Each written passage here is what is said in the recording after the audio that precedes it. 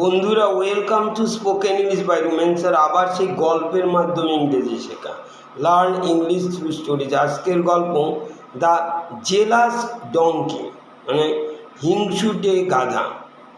Once a soldier had a horse and a donkey. একদা একটা সৈনিকের একটা ঘোড়া এবং গাধা ছিল। He used the horse in the battle fields. সে ঘোড়াকে ব্যবহার করতো যুদ্ধক্ষেত্রে। And he used the donkey to carry loads of goods. সে গাধাকে ব্যবহার করতো টু ক্যারি লোডস, বোঝা টানার জন্য, অফ গুডস, মালপত্র টানার জন্য। When there was no war, যখন কোনো যুদ্ধ থাকতো না। টু আর্ন সাম মানি, কিছু টাকা ইনকাম করার জন্য। The donkey was jealous of the horse. Donkey ছিল খুব হিংসা করতো সেই ঘোড়ার প্রতি। As he thought that the horse had an easy life. সে ভাবতো ঘোড়ার খুব সহজ জীবন। Whereas he had to work hard. অপরদিকে on the other hand he had to work hard, তাকে খুব কঠোর পরিশ্রম করতে হতো। One day the news of war came.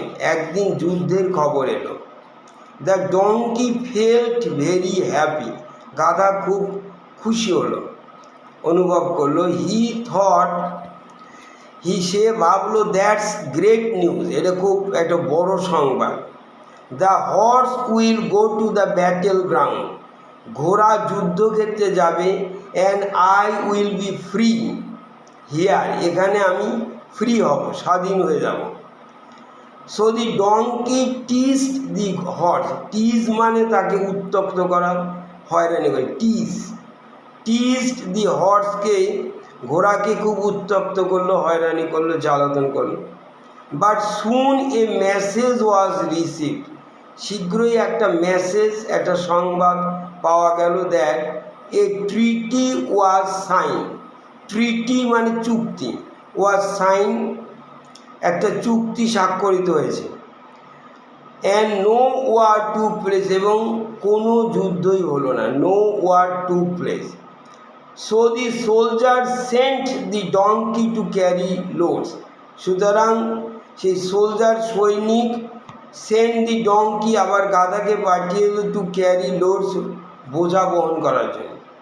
Haynes, and that is why, hence মানে এখানে এই কারণে, দি গাধা, the donkey got a lesson, সে একটা শিক্ষা লাভ করলো। Learn a lesson. So moral, don't be jealous of others. Thank you.